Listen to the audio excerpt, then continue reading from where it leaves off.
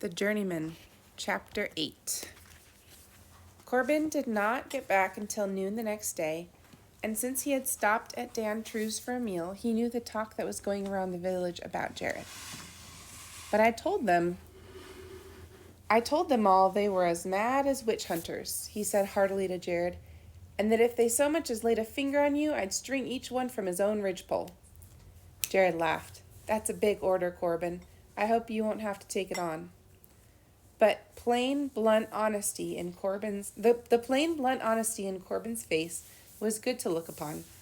Here was a man of will and muscle, whose mind was as unbending as a granite boulder and as clean as the wind that blew across his fields.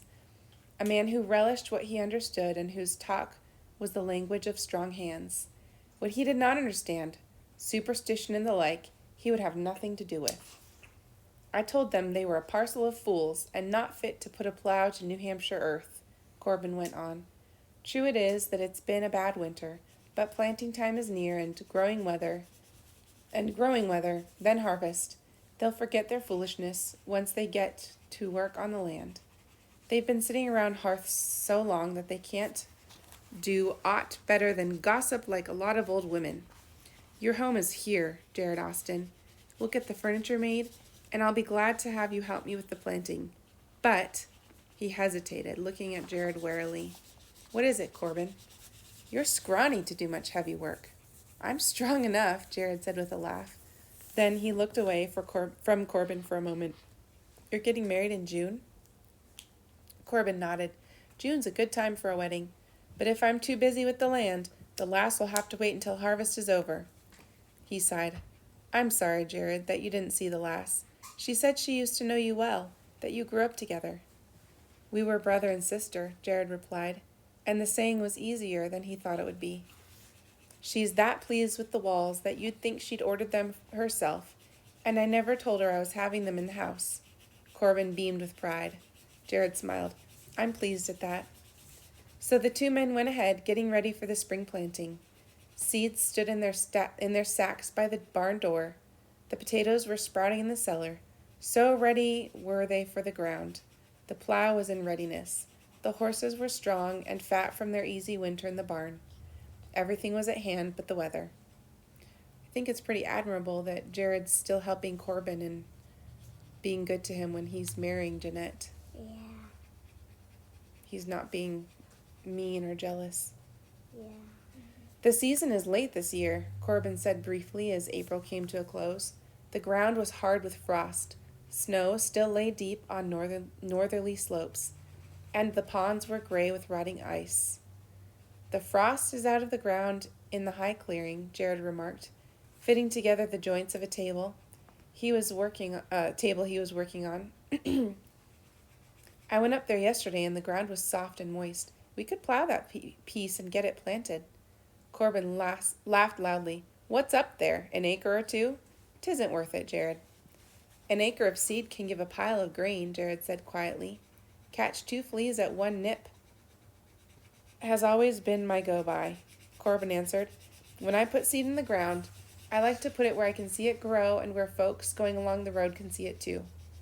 His tone had a finality that ruled out further discussion. The month of May came in with sharp winds. There was no plowing to be done yet, and what was of even more immediate concern, the vegetation was so backward that there was no pasturage for the stock. Many people, not expecting a hard winter, had sold more of their hay in the autumn than was wise, and they were hard-pressed for fodder. Others were salting their remaining hay and mixing it with potatoes in the endeavor to eke out food for their stock. Grimly, it was realized, as tales came trickling in from travelers and peddlers traversing the country, that the strange conditions were not peculiar to New Hampshire, but prevailed throughout all New England. However, by mid-May, warm wind blew over the land, rain fell, and frost began to ease itself out of the ground. We'll plow tomorrow and plant the day after, Corbin said gleefully. I heard a bobolink down in the meadow this morning, and the oak leaves are as large as a mouse's ear. We won't be so far behind time after all. Jared shook his head. This warmth's not come to stay. There's too much cold around here still. Wait a week, Corbin, and see what happens. I'll wait for no man, Jared Austin, and I'll plant when the south wind is blowing. If you don't want to help me, you need not. That night, Jared walked down the muddy road, past the softening fields to the Dunkleys. The children embraced him with glee. John and Eliza were warm in their greeting, and Eliza was quick to show him the babe in its cradle, on the hearth, a bright babe with keen, searching eyes. They had supper together. Afterward, they were sitting around the long table. When they were sitting around the long table, Jared said slowly, I plowed today. Oh, John said slowly, I plowed today, and I've half a mind to plant tomorrow. What does the other half of your mind say? Jared asked. Wait and see what this south wind will do.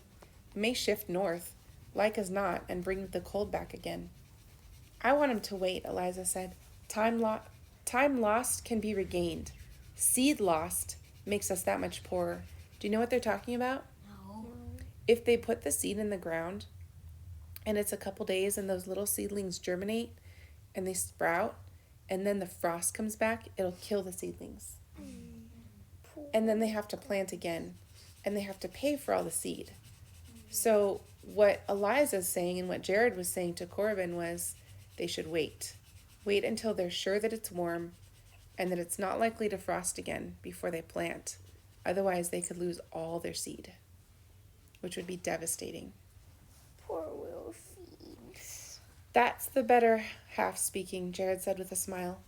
Corbin planted his fields during the next few days, coming in at noon and in the evening, exceedingly pleased with himself. Jared stayed at his carpentry. He would not do what he could not see was right. So he said nothing to anyone and went on with his work, the work of his hands. Flushed with pride and the feeling that he had put the bad weather in his pocket, Corbin rode down to the inn in the evenings and talked with other farmers who had been doing their planting. They laughed together, for the weather had broken at last, and one and all felt sure that they had the jump on their more cautious neighbors. Having the jump on them means that that's like a head start. So they're happy that they planted earlier than everyone else. In a little more than a week, the corn was showing above the earth, thin spears that were tender and green and full of promise. The farmers who had waited a while to plant were the laughingstock of the countryside. The rye had begun to show too, and the barley. When another week had passed, Corbin could look on his fields and see a haze of green running over the earth. Not only was the seed prospering, but the grassland had commenced to grow. The cattle and sheep could be turned out into their pastures at last. Horses and colts were kicking up their heels at the freedom of open fields. Sheep were pressing quivering noses to the greening meadows. Cows seemed content to stand in the sun, meditatively chewing fresh grass. The month was nearing its 4th week when the wind shifted and blew from the northwest.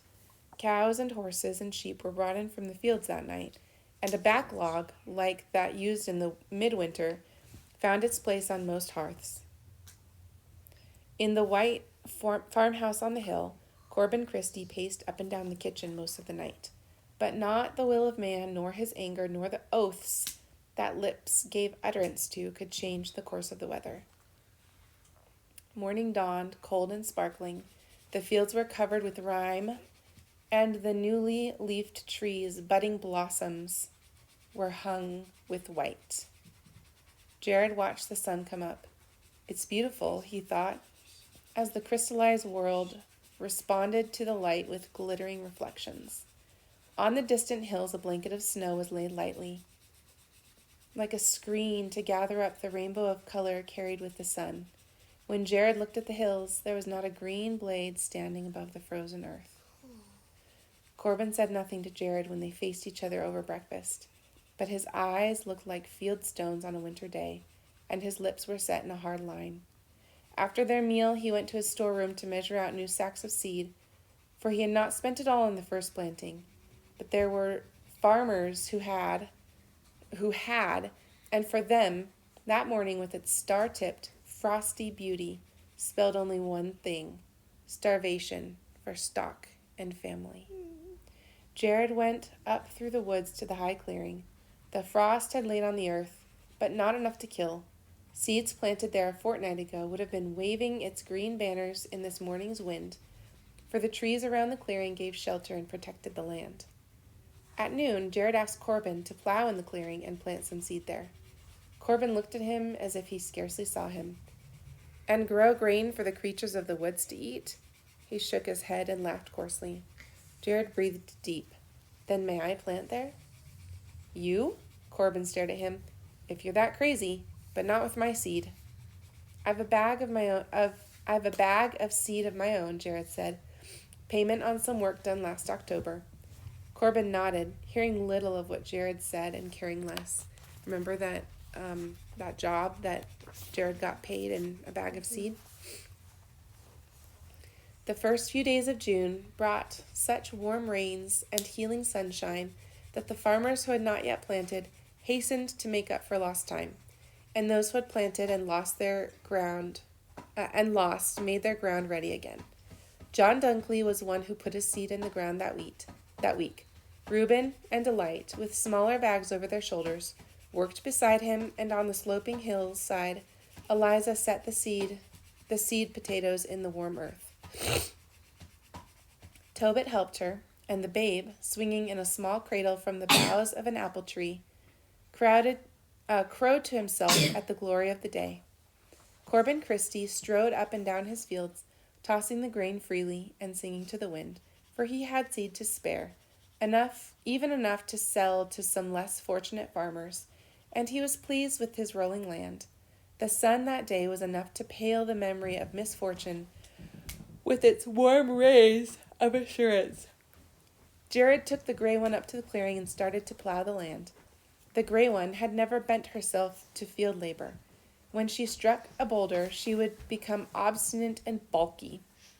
And there were boulders in plenty, and twisted roots, and now and then a stump as obdurate as granite.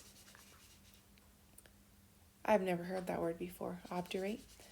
But the earth was good, virgin soil, to which, during the weeks of waiting, Jared had brought muck from the swamp at the wood's edge. Mud was money to a farmer, and Jared had begun to see that nothing could be good enough for the clearing, which Corbin said he might call his own. By mid-afternoon, the gray one stood with her sides heaving, sweat dripping from her, and lather where the collar had rubbed. Jared leaned against a tree, ready to drop with weariness, but determined to finish the plowing before nightfall. Then a laugh rang across the clearing, an odd sound on the still air that had known no other sounds than the turning of earth, the shriek when a plow struck a hard rock, and the heavy planting of man and horse. Jared looked up. Corbin stood across the clearing, one hand laid mightily against a tree trunk.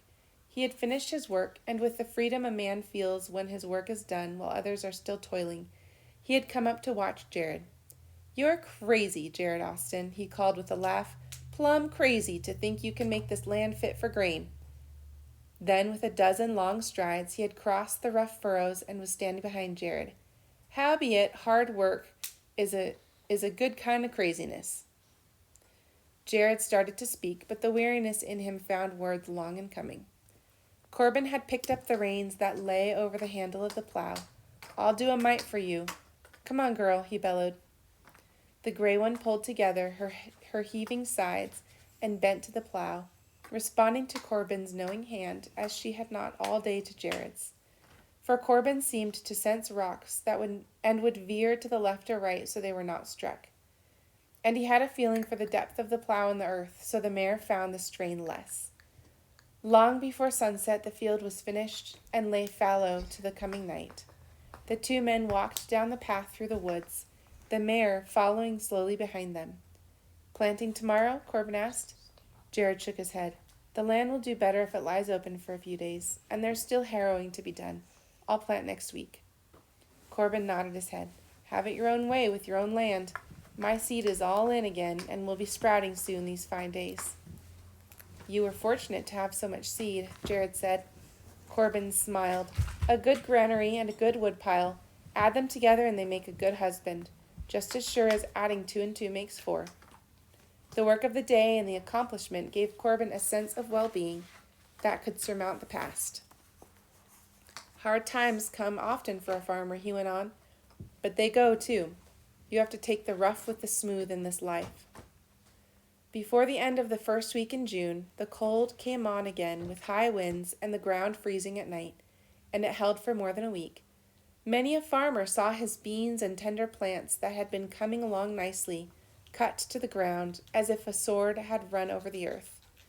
On some southerly slopes, the grain was weathering the cold, but the Indian corn, such a mainstay for man and beast and fowl, was scarcely to fit hill up. No less weed, and the potato sprouts were measly. Jared waited until the 21st of the month. Then, on the longest day of the year, with the weather moderating, he trudged up to the clearing. Over his shoulder was slung the bag of seed Squire Talent had given him. To Jared, it had now become more meaningful than a bag of gold. As seed, it might not be much, but as grain, what had Squire Talent said? Something about having enough to feed a county if he used it well. God helping him, he would use it as well as he had ever used brushes on walls. The ground up in the clearing was soft and mellow, as if it had not frozen up during the recent cold spells. Jared pushed a lump with his foot and it crumbled before him. Then, with the fine fingers that he had made flowers and trees of all kinds bloom under them, he tossed the seed into the air. Up and down the clearing he paced while the seed fell to the ground and the earth took it to itself. The bag empty in his hand, Jared knelt down at the edge of the field. "O Father," he prayed aloud, "bless this seed as thou hast blessed the work of my hands during many years. Let it grow green and strong and golden with harvest, that thy children may be fed. O Father, may the creatures of the woodlands see it with reverence, and if they hunger, let them have a little, but let most of it be for thy children." Then he rose and went down the hill through the woods and back to the house. Corbin was riding up the road with 2 empty bags, and 2 empty bags were swinging from his saddle. Jared met him at the barn door. "There's not a man around here will sell a single seed," Corbin exclaimed, pointing to the empty bags. "What will this countryside do next winter?" "What news is there at the inn?" Jared asked. "Same everywhere," Corbin answered. "Up and down New England. 2 plantings have been killed, and most of the seed is gone.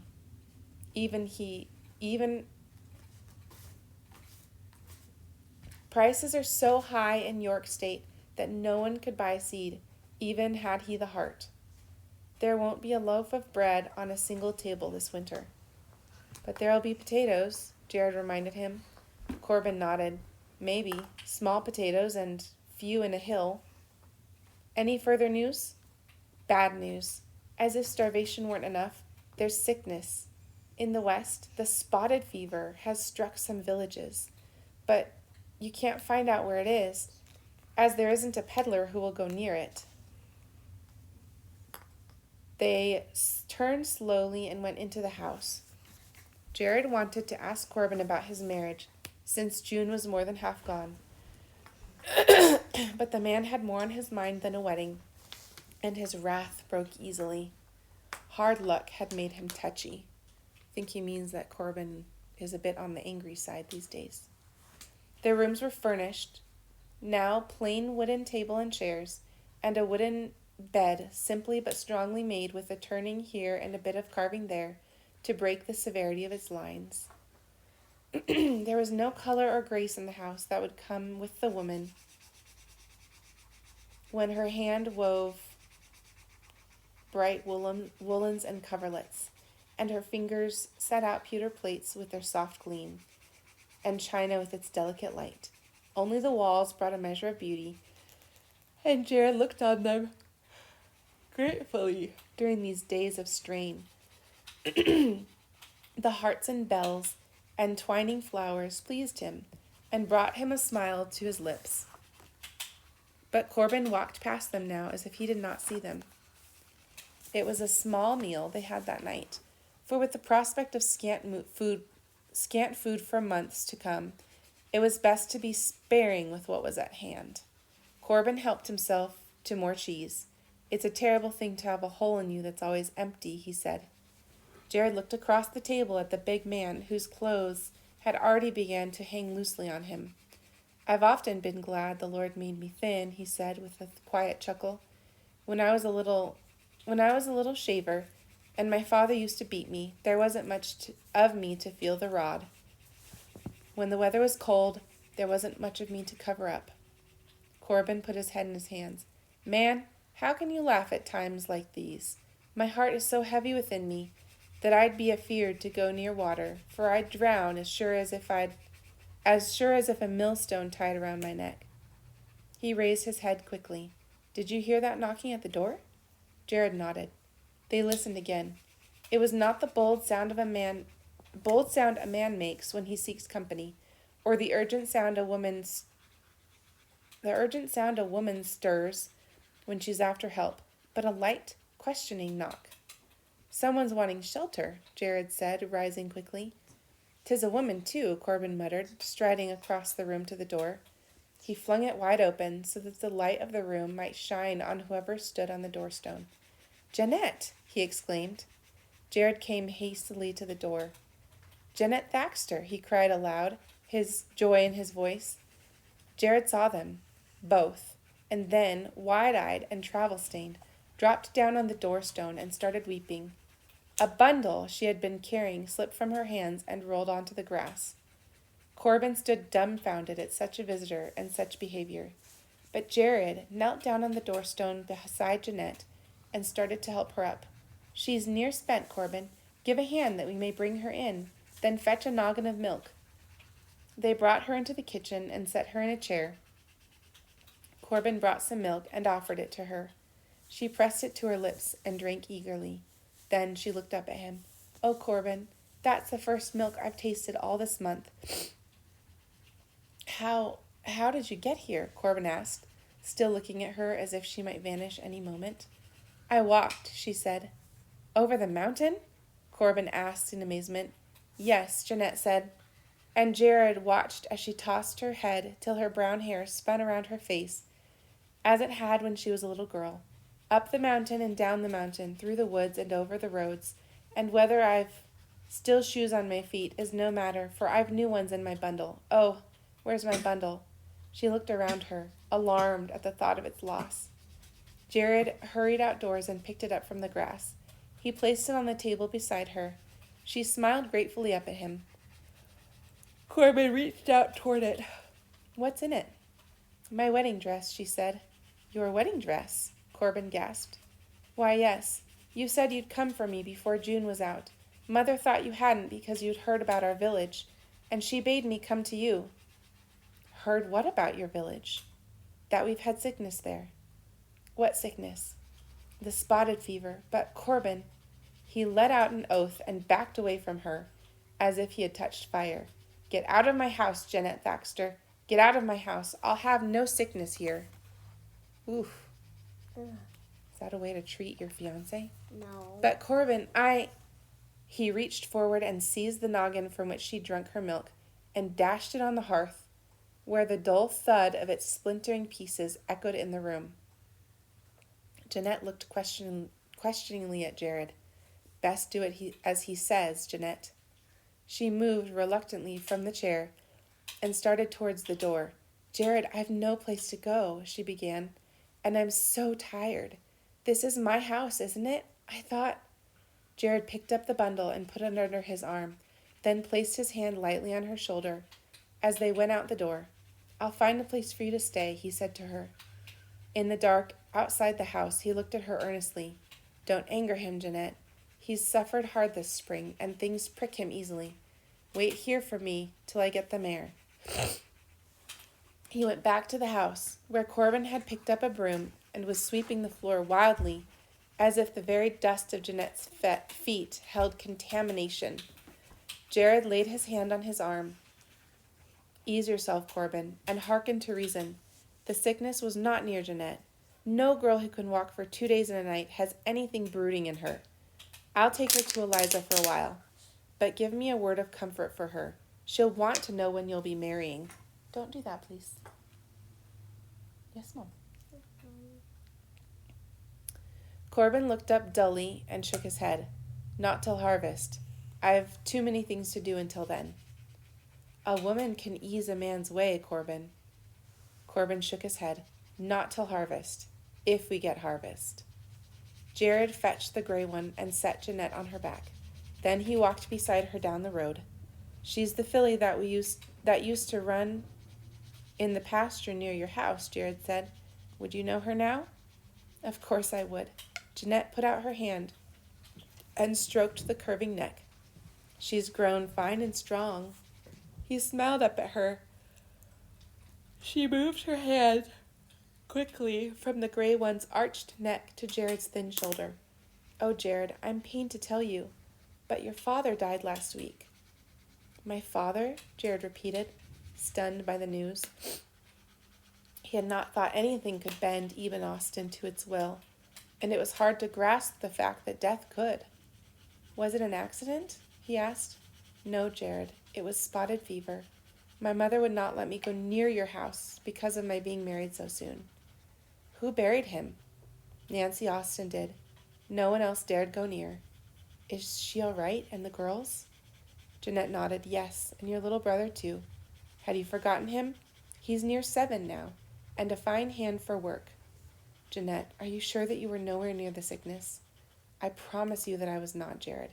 Do you think my mother would have let me come here if I could have brought it with me? They were nearing the Dunkleys now, and Jared went in first, while Jeanette stayed out in the soft June night. The children were in bed and asleep. John and Eliza were sitting by the trestle table. Eliza was sewing, and John had the big Bible open before him. He was reading aloud from it in a deep voice. His face was lined with care, and Eliza's body was so thin that it gave Jared quick pain in the heart to see it. Jared came forward quietly and sat down at the table beside them. The field is wasted, and the land mourneth. Even all the trees of the field are withered, because joy is withered away from the sons of men. John read. The seed is rotten under their clods. The garners are laid desolate. The barns are broken down, for the corn is withered. How do the beasts groan? The herds of cattle are perplexed, because they have no pasture. Yea, the flocks of sheep are made desolate. O Lord, to thee will I cry. He turned the page. Yea, the Lord will answer and say unto his people, Behold, I will send you the corn, wine, and oil, and ye shall be satisfied therewith. And ye shall eat in plenty and be satisfied, and praise the name of the Lord your God, that hath dealt wondrously with you. John Duncley closed the book quietly. My mind's turned more to God these days. There is no other help. There never has been any other, good times or bad. If we but knew it, Jared added. Amen, Eliza murmured. Jared soon told them of Jeanette and her coming.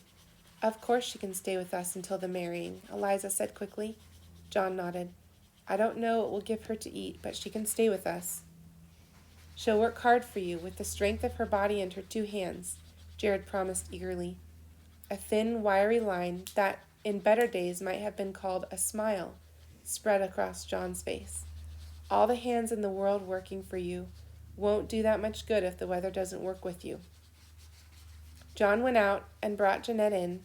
Jared went out and brought Jeanette in, and the Dunkleys greeted her with the same kindness they had showed Jared when he first came to their doors.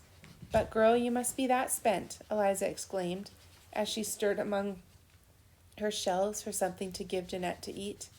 I slept well last night, Jeanette said, and I'm not really tired except in my feet, and they'll soon be rested. Did you sleep at a farmhouse on your way?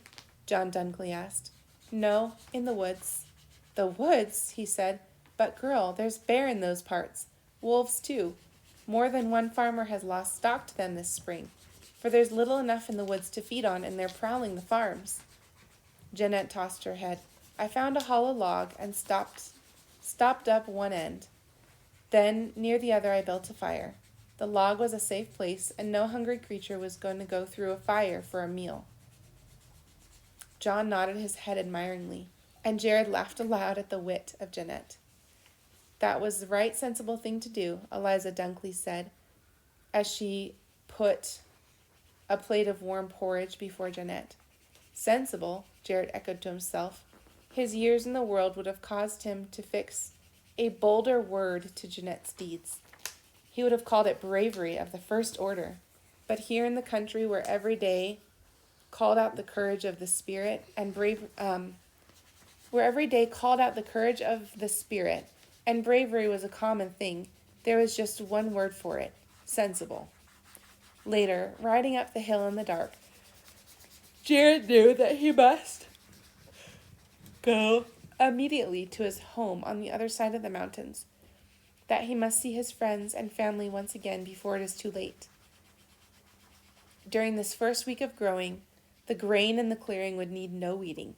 This week was the 1 week of the whole summer when he might be spared from tending it. Early the next morning, he packed his stencil kit and stowed brushes and paints in his saddlebags. Corbin watched in amazement.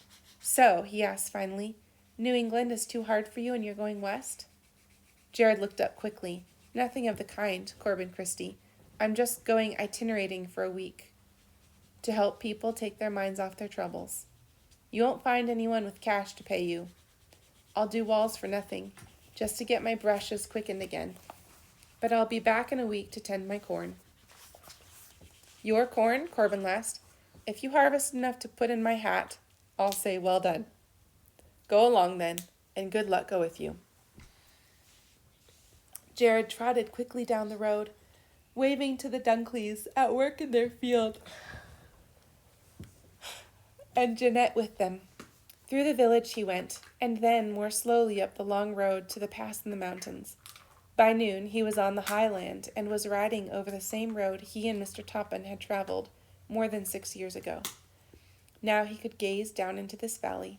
It looked wilder, for there were more clearings than when he had lived in it. But the fields, instead of waving in all the lushness of June growth, were pinched and bare. There was green pasture land, but the cattle grazing it were few, and the whole countryside had a deserted look, as if people were keeping to their homes. It was dusk when he drew up to the Thaxter's door, and through the window he could see the family just seating themselves at the table.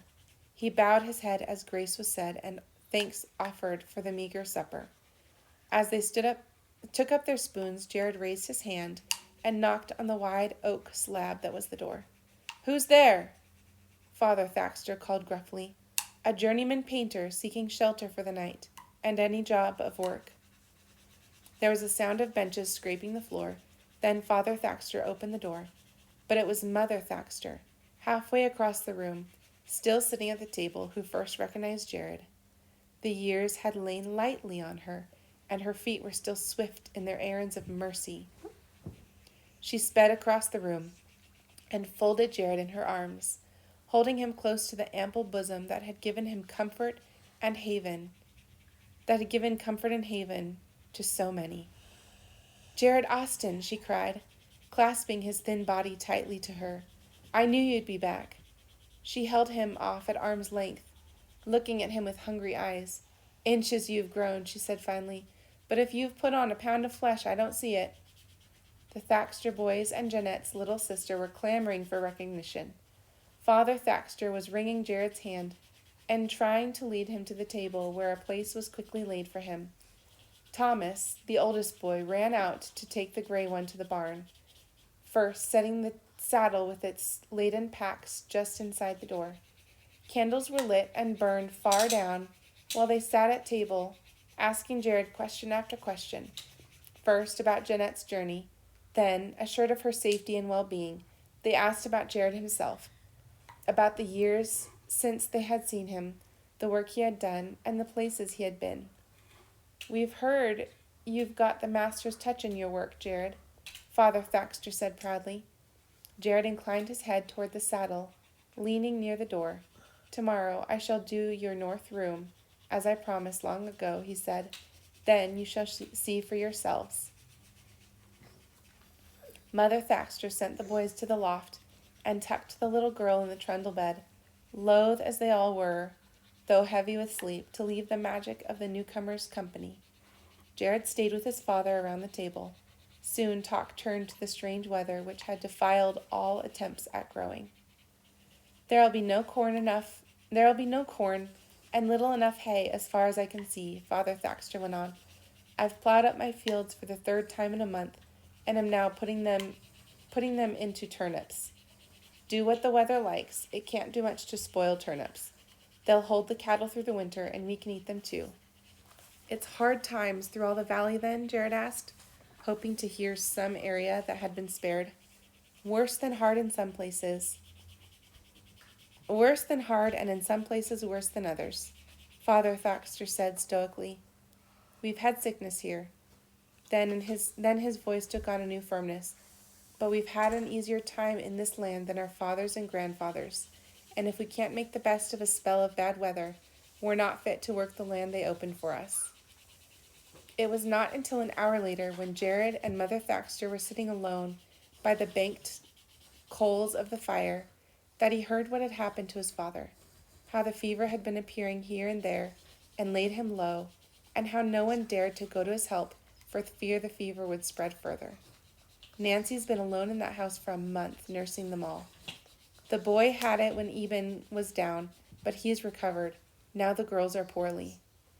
"Thankful and merry?" Jared asked, his words edged with horror and disappointment, for he had looked forward so much to seeing them. Mother Thaxter nodded. "Yes, Nancy ties a handkerchief to the tree on the hill when she comes out at night, and I bring what she needs to the hilltop in the morning. For none of us dare to go near the house when we have young ones and menfolk of our own to care for. She hangs a red handkerchief when she needs food, and a white one for medicines." Mother Thaxter hesitated a moment, then she went on. "Last week Nancy hung a black scarf from the tree. That was when your father died." Jared's heart was heavy at the tale, but he had work to do and would press forward with it, leaving the contemplation of sorrow to other times. "Mother Thaxter," he turned to her, "I've a field of my own I must tend, and can stay from it only a week, but I'll do your north room for you." She smiled and laid her hand on his, in a gesture of gratitude. "Tonight I'll cut my stencils, if you'll spare me the candle," Jared went on, "and tomorrow I'll begin the work. The north room is small, and when I'm minded, I can work fast. Hang on, honey." Suddenly her smile turned inside out. Her eyes filled with tears, and her shoulders shook silently. Now it was Jared's turn to put his arm around her and try to bring comfort. He had never seen her weep before, and the strangeness of it stirred him. "What is it, Mother Thaxter? I'd give you comfort if I knew what was needed." She shook her head and was silent. Then, over long moments, her shoulders eased their heaving. She dried her eyes and looked up at him. "My heart's a sorry place with thinking of Jeanette. Always I'd hoped she'd wait for you, but now she's pledged herself to Mr. Christie." Jared smiled. "And there's no finer man in New Hampshire. Oh, Mother Thaxter, I wasn't brave enough for Jeanette. She has won her equal in Corbin Christie." Mother Thaxter sighed. "She's brave and strong, and I'm proud of her. But you've always been brave in spirit, Jared Austen, and that was a match for Jeanette. Not just another strong body like Mr. Christie's." Jared rose and went over to his saddlebag and started removing his kit. When he came back to the hearth with his knife and stencil papers, he turned to Mother Thaxter and, with a smile such as she had never seen before on his face, spoke tenderly. "Jeanette always said she wanted a man who had 100 acres in his own name and farmed them all himself." Mother Thaxter rose from the settle. 100 acres of best land won't do anyone much good this year, but strength of spirit will," she said. She turned to leave the room, and Jared moved the candle nearer his work.